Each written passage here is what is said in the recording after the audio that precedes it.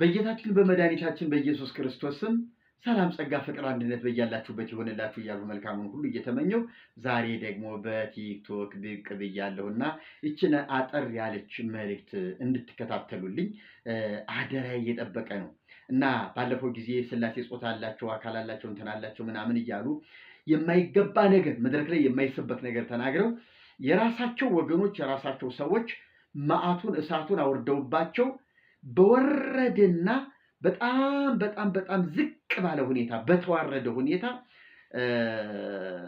እንደው ከአንድ ሊቅ የማይጠበቅ ያን ያህል ከፍታ እንደገና ያን ያህል ዝቅታ ወርደው የተናገሩትን ንግግር እኔም አሸማቆኛል። በከሳቴ ብርሃን ዩቲዩብ እና ፕሮግራሞቻችን ተለቋል። ግን አሁን እኔ ወደዚያ አይደለም የመጣሁት። ደግሞ ሌላም የተናገሩት ስህተት አለ።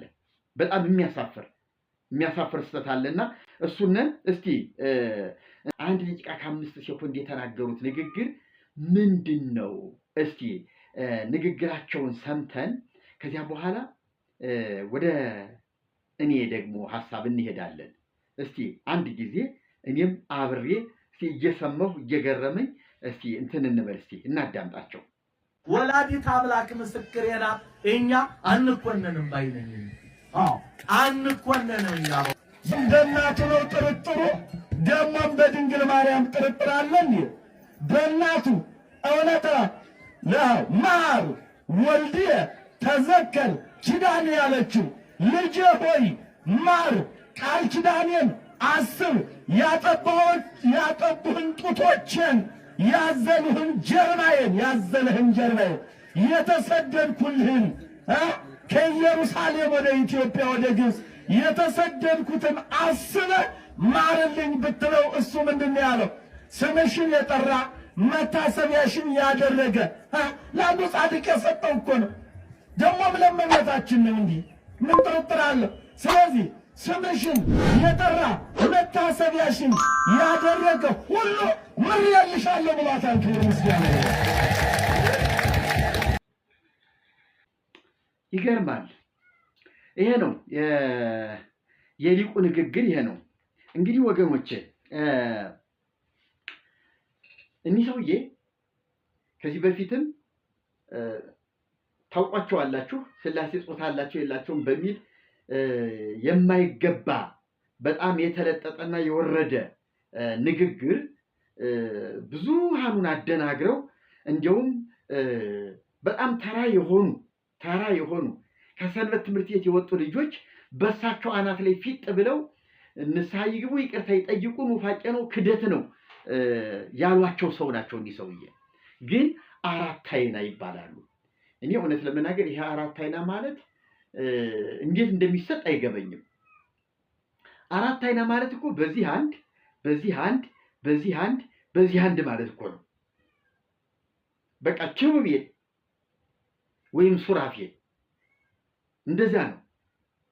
ስለዚህ አሁን እኒህ ሰውዬ እንግዲህ በቃ ምን ማለት ነው? በሁሉም የማየት ብቃት ያላቸው፣ ሁሉንም የማየት የመመርመር የመለካት የማስረዳት ብቃት ያላቸው ሰው ናቸው ማለት ነው። አራት አይና ማለት በጣም ተጠያቂ የመጨረሻው ሊቅ ማለት ነው።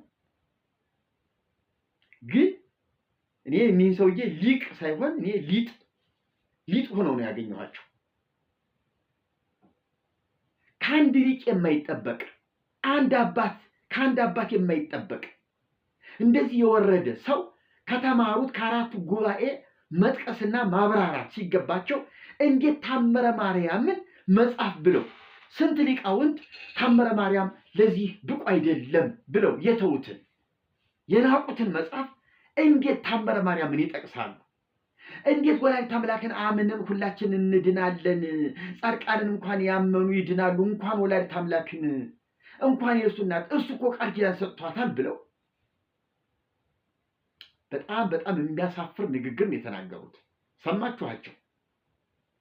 በእውነት እንግዲህ አሁን ህዝቡ ቀላል ነው። እንደነዚህ አይነት ሰዎችን ወንጌል አስተምሮ ወደ ወንጌል ማምጣት ግን ከባድ ነው። እነ ቀያፋ እኮ ሞት ይሻለናል ብለው የጨከሙ ሰዎች ናቸው።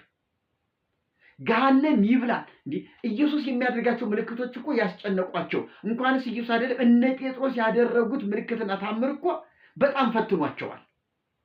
ካለቆች እኮ ብዙዎቹ አምነዋል።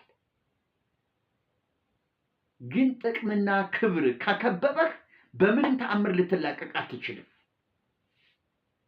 እኒህ ሰውዬ አሁን ሊቅነታቸው በጣም በጣም በጣም ዕዳ ሆኖባቸዋል።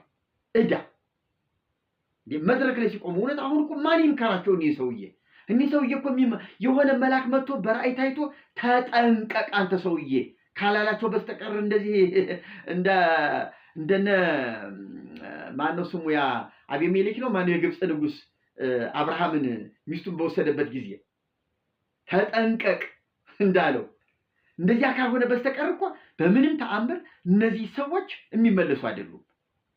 አሁን ማን መክሯቸው ይመለሳሉ? ሊቀ ሊቃውንት የተባሉት ጓደኞቻቸው እንኳን ቢነግሯቸው ደንቆሮ ሁሉ ደግሞ አንተ ምን አውቀህ ነው የሚሉት። ስለዚህ እነዚህ ሰዎች 2ና 3 4 የተበደሉ ሰው ናቸው።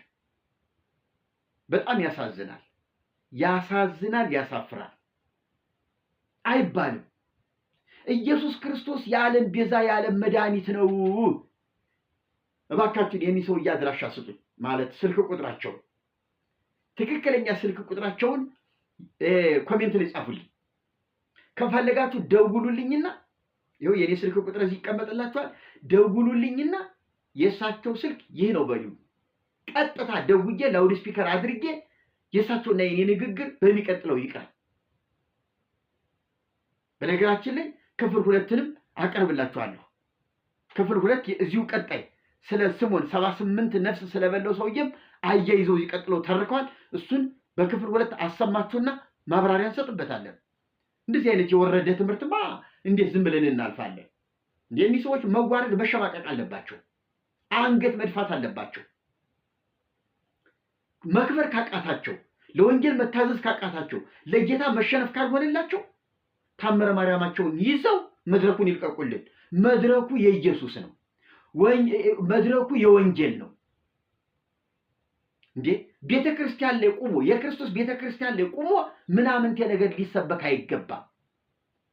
ዓለምን ያዳነች ማርያም ናት የሚሉት ካለ ማርያም የሚባል ማርያማውያን የሚባል እምነት ያቋቁሙና እዚያ ይስበኩ። ይሄ ግን የኢየሱስ መድረክ ነው፣ የወንጌል ነው። በክርስቶስ ክርስቲያን ነን የተባሉ ሰዎች ምናምንቴ ልንሰብክ አልተጠራንም። ስለዚህ አሁንም ቢሆን በሩ ኢየሱስ ብቻ እንደሆነ የሚያድነው ኢየሱስ ብቻ እንደሆነ አስረግጠን እየተናገር እኒህ ሰውዬ እንሞግታለን፣ ሌሎችንም እንሞግታለን። እግዚአብሔር ይባርካችሁ። ይህንን መልእክት ግን ለሌሎች እንዲዳረስ ወደዚያ አካባቢ ይሄ የእሳቸውን ትምህርት ለሚሰማ በጣም ለተበደለው ሕዝብ እንዲደርስልኝ እባካችሁን የሚደረገውን ነገር ሁሉ አድርጉልኝ። እግዚአብሔር ይባርካችሁ። እግዚአብሔር ጸጋ ይብዛላችሁ። በክፍል 2 እንገናኛለን።